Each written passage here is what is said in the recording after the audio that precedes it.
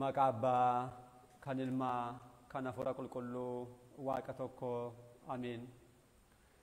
Dhiifamaa fi tolummaa isaa nuuf baay'isee Waaqayyo Abbaan keenya akka baana cubbuu keenyaa osoo hin taane akka tolummaaf dhiifama isaatti eegee hanga isaatti kanatti kan nu ga'e maqaan isaa qulqulluun guddaa kan galatoomeedhaaf kan ulfaate nuuf haa ta'u. Maatiiwwan Waaqayyoo ijoolleen haadha keenya qulqulleettii Dubroo Maariyaamii bakka adda addaa taa'uudhaan sagalee kana kan dhaggeeffattan maqaa gooftaa keenyaa fayyisaa keenyaa Iyesuus Kiristoosiin nagaan isin gaafadha. Akka akkasaatii bakka jirtaniitti akkam bultanii, akkam ooltanii, akkam galgaleessanii. Ameen. Galateeffamuun amala uumaa keenyaa fayyisaa keenyaa Iyesuus Kiristoos kan ta'e maqaan isaa baddaa samii irratti afaan qulqulloota ergamoota isaatiin afaan qulqulloota abbootii keenyaa farmoolii keenyaadhaan kan galateeffamu nu birattis guddaa kan galatoomeedhaaf kan ulfaate nuuf haa ta'u. Deessuu gooftaa keenyaa haadha hunduma keenyaa yeroo hundumaa waa'ee cubbuu keenyaadhaaf mirga ilma ishee dhaabbattee kan nuuf kadhattu qulqulleettii Dubroo Maariyaamii akkasumas hafuura diiyaabiloos addunyaa kan marsanii jiran hundumaarraa kan nu eegan qulqulloota ergamoota Waaqayyoo hojii isaaniidhaan qabsuura isaaniidhaan uumaa isaanii kan gammachiisan Waaqayyoos kan isaan kabajee kan isaan jaallatee qulqulloota abbootii keenyaa farmoolii keenya hundumaaf akka kennaa isaaniitti galannii fi ulfinni isaaniif haa ta'u. Egaan maatiiwwan Waaqayyoo akkuma yaadattan barumsa keenya jireenyaa fi hojii gaarii kiristaanummaa kan jedhuun kutaa 17ffaa yeroo darbeedhaan boqonnaa 3ffaa jalaa jechuudha. Waa'ee tsoomii kutaa xumuraasaa ilaaluun keenya ni yaadatama. Walumaa galatti ilaaluudhaaf egaa dirqama kiristaanummaa jennee kan eegalle kiristaanni tokko kiristaanummaa keessatti dirqama inni baachuu qabu. Isaanis kan jalqabaa kadhannaa ilaalleerraa kan lammaffaa immoo tsoomii ture. Tsoomii egaa yeroo darbeedhaan akkuma ilaalle hiikkaa isaarraa ka'uudhaan tsoomiin maal akka ta'e akkasumas faayidaa tsoomii kutaa xumuraatiin immoo kan ilaalle turre qormaata diiyaabiloos tsoomii ilaalchisuudhaan kan inni ittiin nu qoru kan jedhus immoo ilaalleerra. Egaan yeroo baay'ee nuti matumta keenya immoo ofii keenyaaf qormaatas ni taana. Callisneetuma hayi tsoomiin kun naaf hin ta'u, ani ganaa nama akkasiiti, ani bakka akkasiin jiraadha, ani waan akkasii raawwadha waan ta'eedhaaf kana taasisuu hin danda'u jechuudhaan mataa keenya amansiisne yeroo baay'ee baay'ooliin keenya tsoomii dhiisna waan ta'eedhaaf kanarraas of qusachuun baay'eetti barbaachisaadha. Inni guddaan laphee keenya Waaqayyoodhaaf kennine amantiidhaan yoo taasisne akka barbaannetti yoo tsoomne Waaqayyo tsoomii keenya nuuf simata waan ta'eedhaaf sirni mana kiristaanaa keenya keesseen hordofne bakka danda'amutti wanta nurraatu eegamu hundumaa raawwachaa bakka hin dandeenyetti immoo wanta raawwachuu dandeenyu raawwachaa yeroo kamuu taanaan dirqama kiristaanummaa keenyaarraatu adda ba'uu hin qabnu jechuudha. Raawwachuuti qabna. Kan raaddatti diiyaabiloos immoo yaadota adda addaa nutti naquudhaan akkasumas nama keessa godhuudhaanis immoo kadhannaa isaa ta'uu tsoomis darbees immoo guyyaa irraa ilaaluudhaaf kan jirru sagadas akka dhiisnuudhaaf yeroo baay'ee ni taphataa jechuudha. Kanaafuu isaan kan hundumaa yeroo hundumaa beekuun nurraatu eegama kiristaanummaa keessatti qormaata irraati adda ba'anii jiraachuu wanta hin dandeenyeef jechuudha. Guyyaa har'aa immoo akka fedhaa fayyaa Waaqayyootti dirqama kiristaanummaa jennee kanneen eegalle sadan keessaa kan xumuraa kan ta'u sagada kan jedhu sirna isaa wajjirraan kan ilaalluudha jechuudha. Egaan akkuma barumsoota keenya warreen darbanii sagada yeroo barannus barumsa kanaan qabxiiwwan adda addaa ilaaluudhaaf ni yaalla. Kun jireenya keenya duukarra wanta wal qabatu waan ta'eedhaaf amma danda'ametti gara hojiitti hiiknee ittiin jiraachuu kan dandeenyu ilaalaa kan deemnu jechuudha. Maalummaadhaaf raawwii sagadaa kan jalqabaa ni ilaalla. Saganni maalidha? Haala kamiitiin immoo raawwatamaa kan jedhu barumsa kanaan ni baranna. Kan biraan immoo gosoota sagadaa saganni gosa meeqa qabaa? Eenyuudhaaf sagannaa kan jedhu jechuudha. As jalatti ni ilaalla. Faayidaa sagadaa sagada sagaduun keenya immoo maal nu fayyada? Yoo saganne maal arganna? Yoo dhiisne immoo akkam taana kan jedhu faayidaa isaa ni ilaalla jechuudha. Kan biraan immoo yeroo baay'ee rakkoo keenya kan ta'e waa'ee sirnaa waan ta'eedhaaf waan tokko ni beekna akka barbaachisu faayidaa isaa yoo beekna iyyuu akkamitti taasisnaa kan jedhu garuu isa dhugaadha rakkoo guddaa waan ta'eedhaaf kanaas ni ilaalla sirna sagadaa jechuudha.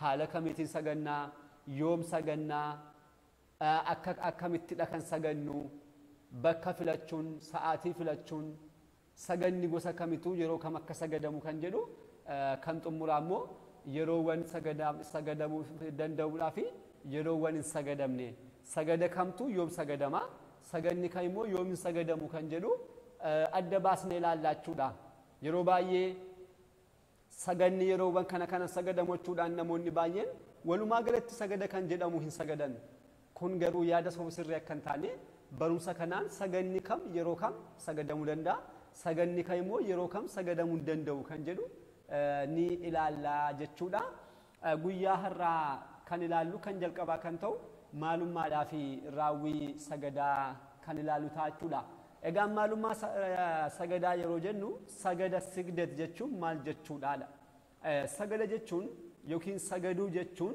jilbeenfachuu qomma'uu akkasumas immoo adda ofiidhaan lafa tuqanii dachee dhungatanii deebi'anii ka'uu jechuudha sagaduu jechuun tokko jilbeenfachuu qaama keenyaan jechuudha jilba keenyaan lafa tuqnee jilbeenfachuu qomma'uu gadi jechuudhaan immoo kabaja laachuudhaan raawwachuu akkasumas immoo adda ofiidhaan jilbaan lafa tuqanii adda ofiidhaanis immoo dachee tuquudhaan lafa dhungatanii deebi'anii ka'uu jechuudha isaan kun haala adda addaadhaan mana kiristaanaa keenya keessatti guyyaa har'aa kanneen raawwannu jechuudha mana qulqullummaa yeroo seennu jalqaba baarrisaa irraatti kaanee hanga gubbaatti kan raawwannu hundumtuu kutaawwan gareewwan sagadaa kana keessaa tokkodha akkasumas immoo kadhannaa keenyaaf yeroo dhaabbannu maqaa abbaa kan ilmaa kan hafuura qulqulluu jennee yeroo eegallu sagadan taasisnu kanadha abbaaf nan sagadaa ilmaaf nan sagadaa hafuura qulqulluudhaan nan sagadachuudhaan kadhannaa keenyaan yeroo taasisnu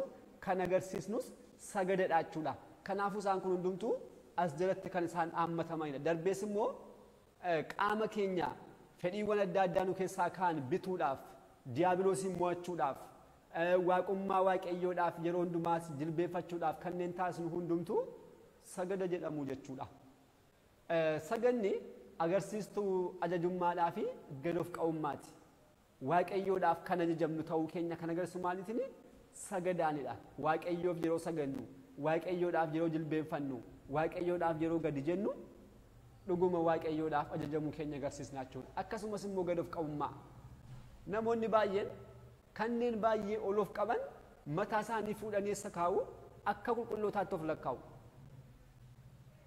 eebbisaa inurra haa buluuti gidiraa meeqaan qulqulloonni abboonni keenya kabaja qulqullummaa kan argatan yeroo har'aa namoonni baay'een akkamitti ilaalu akka isaan faayidaa tokko hin qabnetti akka isaan waa tokko hin raawwannetti akka isaan callisaniituma akka namoota kanaa jiraatanitti lakkaa'uudhaan kabaja isaanii of gadi qabuutiin mataa isaanii immoo ol taasisu jechuudha nuti garuu qulqullootaaf yeroo sagannu qulqulloota abboota keenyaan nu yaadadhaa kadhannaa keessaniin gaafa jennu gadoof qa'ummaa agarsiisna jechuudha isaaniifis immoo waan ta'uudhaaf kana raawwannu inni kun bakka isaatti kan ka'u waan ta'eedhaaf yeroo isaanii ilaallaa kitaabni qulqulluun maal jedha waa'ee sagadaa bakka baay'eetti barreeffameera kitaaba Izraa boqonnaa 9 lakkoofsa 5 kan argannu yeroo aarsaa sagalgalaatti uffannii fi kittaan koo akka tarsa'etti bakka gaddaa kootiitiin ka'e jedha Izraani kana booda maal taase jilba koon jilbeenfadhee harka koo gara waaqayyo gooftaa kootiin diriirsee jechuudhaan dubbata jilba kootiin maal ta'e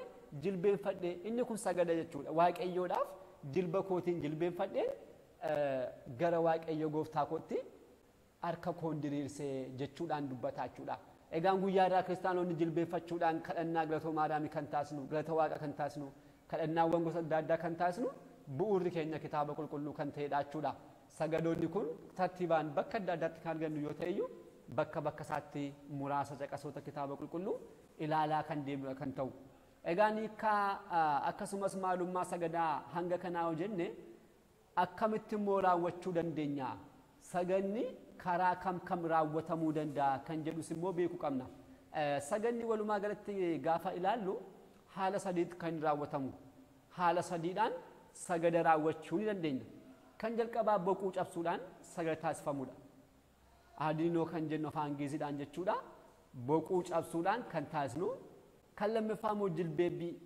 jilbeenfachuu jilbeebbii astabrikoo jennee afaan Ingiliziidhaan kan beeknu jechuudha kan sadaffaa immoo addaan gombifamuudhaan kan sagadamu kan raawwatamu jechuudha sagid kan jedhamu afaan Ingiliziidhaan isaan kun sadan haala raawwii sagadaa sirniif kitaabni qulqulluun kan nutti agarsiisudha jechuudha. Isaan kan tokko tokkoon ilaaluudhaaf haa yaallu. Boquu cabsuu gaafa jennu maal jechuudha? Saganni boquu cabsuudhaan dhiyaatu mataa ofii gadi qabuudhaan, mataa ofii jechuun fuula ofii jechuudha, gubbanaa gadi qabuudhaan mudhii ofii immoo cabsanii jilbii fi addi namaa osoo lafa hin tuqiin, jilbaan osoo lafa hin tuqiin, akkasumas immoo addi namaa osoo lafa hin tuqiin sagada taasifamu jechuudha. Saganni kun dhaabbiidhaan galanni haa ta'u jedhamaa jira yoo ta'e, yookiin abbaaf ilmaaf nan sagada kan jiru ta'e, osoo akkas jedhaa jiran jechuudha. Osoo hin jilbeenfatiin, akkasumas immoo addaanis haa ta'u jilbaanis osoo biyyee hin tuqin mataa gadi qabuudhaan mudhii ofii cabsanii sagada taasisan jechuudha. Inni kun kitaaba qulqulluu keessaa fakkeenyaaf haa ilaalluuti. Raajii Isaayyaas boqonnaa 49 lakkoofsa 23 yeroo dubbisnu caqasa kan arganna maal jedha? Adda isaanii gara lafaatti gadi qabanii siif sagadu jechuudhaan raajiin kun kana dubbateera. Raajii kana kan dubbate qulqulluun raajichi Isaayyaas qulqulleettii Dubroo Maariyaamiidhaaf dursee kan dubbate Tsiyoon jechuudhaan raajonni Dubroo Maariyaam haadha keenya kan waaman raajiiwwan waa'ee isheedhaaf baay'ee kan dubbatan keessaa tokko kanadha jechuudha. Adda isaanii gara lafaatti gadi qabanii siif sagadu jechuudhaan dubbata. Adda isaanii gara lafaatti gadi qabanii kan jedhu osoo lafa hin tuqiin, jilbaanis osoo hin bu'in akkuma dhaabbiitti jechuudha.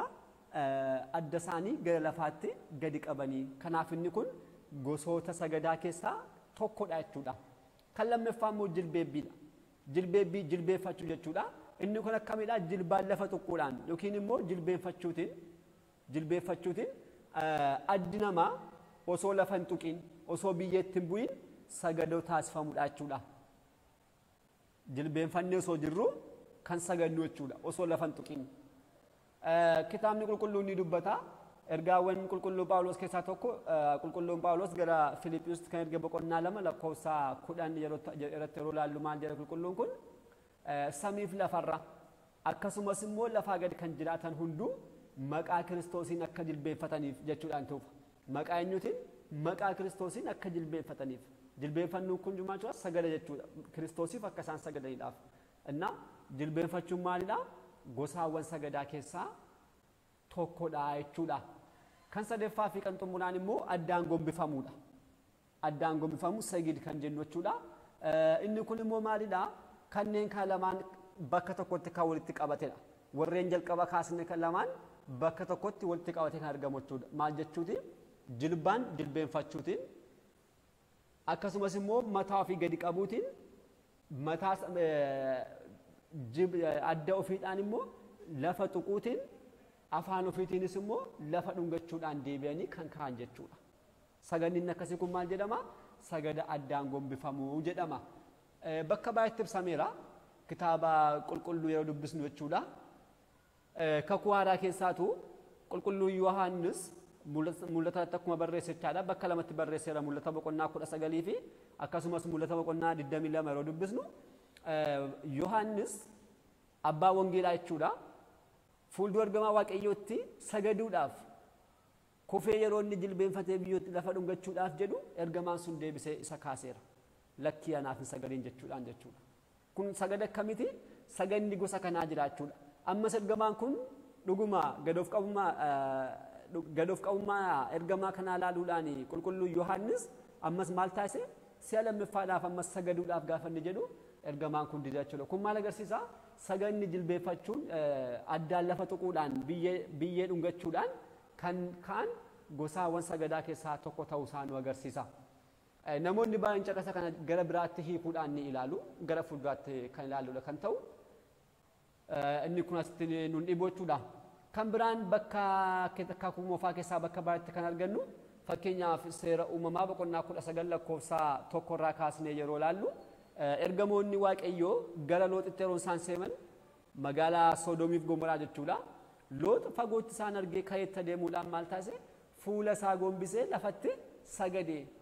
Fuula isaa duratti jechuudha ni gombifame lafattis ni sagade kan jedhe kun saganni kun jilbaan jilbeenfachuudhaan lafattis immoo mataa ofiidhaan lafa tuqsisuudhaan adda ofii sagada taasifamudha jechuudha. Akkuma kanas Iyyaasuun sagada kana raawwateera. kitaaba isaa boqonnaa 5 lakkoofsa 13 yeroo dubbisnu adda isaadhaan kufee sagade jechuudhaan dubbata. Fuuldura ergamaa Waaqayyoo qulqulluu Mikaa'elitti adda isaadhaan kufee sagade jechuudhaan dubbataa jechuudha. Kun maal sagada akkamiiti? Addaan kufanii lafa tuquudhaan kan sagadamu kun gosaawwan sagadaa kana keessaa tokko ta'uusaa, haala raawwii sagadaa keessaa tokko ta'uusaa nutti agarsiisa jechuudha. Kan biraas yoo ilaalle duuka bu'aan gooftaa keenya Yesuus Kiristoos qulqulluun Phexros gara Qarnelewos yeroo deemetti Qarnelewos simachuudhaaf gara isaatti yeroo ba'u hojii duuka bu'ootaa boqonnaa 10 guutummaa isaa yoo dubbisanii arganna. Lakkoofsa 25tti maal jedha? Qarnelewos maal taasise? miila qulqulluu Phexros jechuudha. Miila isaa jalatti kufee isaaf sagadee jedha. Miila isaa jalatti kufee isaaf sagadee kun jilbaan kufuudhaan addaanis immoo lafa dhungachuudhaan kan sagadamu, addaan lafa tuquudhaan kan sagadamu gosaawwan sagadaa keessaa tokko ta'uusaa kitaabni qulqulluun kan dubbatu ta'uusaa asirratti ni baranna jechuudha. Walumaa galatti gosoota sagadaa kana sadaniin sirna mana kiristaanaa keenya keessatti yeroowwan qiddaasee, yeroo sagada adda addaa, yeroo kadhannaa adda addaa, yeroo kidaanii akkasumas mana keenyatti yeroo adda addaa yeroo sagada raawwannu, yeroo kadhannaa raawwannu sagadaawwan kana fayyadamuu dandeenya jechuudha. Kun barbaaduu osoo hin taane dirqama nurraatu eegamudha. Raawwachuu kan qabnu jechuudha. Maaliif kiristaana taanee jiraachuudhaaf yoo barbaanne sagadarraatu adda ba'uun hin danda'amu. Kadhannaarraatu adda ba'uun hin danda'amu. Soomarraati adda ba'uun hin danda'amu. Yeroo hundumaa kan kadhannu yoo taane yeroo hundumaa kan sagadnu taana. Abbaaf nan sagadaa, ilmaaf nan sagadaa, hafuura qulqulluudhaaf nan sagada jennee kan dubbannu yoo ta'e callisnee akka mukaa dhaabbannee miti kan jechuu kan qabnu. Yookiin jilbeenfachuudhaan lafa dhungachuutiin yookiin immoo yoo dhaabbanne yoo ta'e mataa keenya gadi bu'uudhaan jechuudha. Abbaaf galannaa ta'uu, ilmaaf galannaa ta'uu, hafuura qulqulluufis galannaa ta'uu jechuu qabna malee dhaabbannee taasisuu hin qabnu jechuudha. Kanaafuu kadhannaan keenya yeroo hundumaa kan itti fufu yoo ta'e sagannis isuma wajjirraan jiraachuudha. Saganni immoo isaan kana hundumaa qabaachuudha. Umurii dargaggummaa keenyatti immoo sagadaawwan kana keessaatti jilbeenfachuudhaan yoo taasisne akkasumas kufuudhaan lafa dhungachuudhaan yoo taasisne baay'ee gaariidha. Maaliif dadhabbii hin qabnu? Umurii kanatti diiyaabiloosiin of keessaa ari'uun nurraatu eegama. Diiyaabiloos gara jireenya keenyatti akka hin galleedhaaf yeroo hundumaa sagadaan cimuuti nurraatu eegama jechuudha. Kanaaf maal taasisuu qabna? Yeroo hundumaa jilbeenfachuudhaan yoo dandeenye, lafa dhungachuudhaan yoo dandeenye haala kanaatiin sagaduu dandeenya. Osoo sagannee gaariidha. Garuu sagadaawwan gosa kana sadan fayyadamuun sirna mana kiristaanaa keenyaatiin nuuf taa'eera jechuudha. Kutaattaanuun gosoota sagadaa kan jedhan ilaalla. Sagada waaqummaadhaaf, sagada kennaa, sagada qulqullootaaf taasifamu. Isaan kun haala kamiitiin sagannaa, yoom sagannaa kan jedhu hojirraan kan ilaalludha kan ta'u akkasumas maal jechaadha kan sagannu kan jedhu ni ilaalla. Har'aa fi asuma irratti nu haa ga'u abbaa sagalichaa kan ta'e Waaqayyo abbaa keenyaaf galannii fi ulfinni guddaan isaaf haa ta'u. Nutis immoo kan dhageenye kan baranneen hojiitti jijjiirree firii 30, 60 akkasumas 100tti oomishnee dhaaltuu mootummaas akka taanu gargaarsi uumaa keenyaa nuuf haa baay'atu. Kutaattaan hanga deebi'utti nagaa Waaqayyootiin turtii gaarii galanni Waaqayyoof.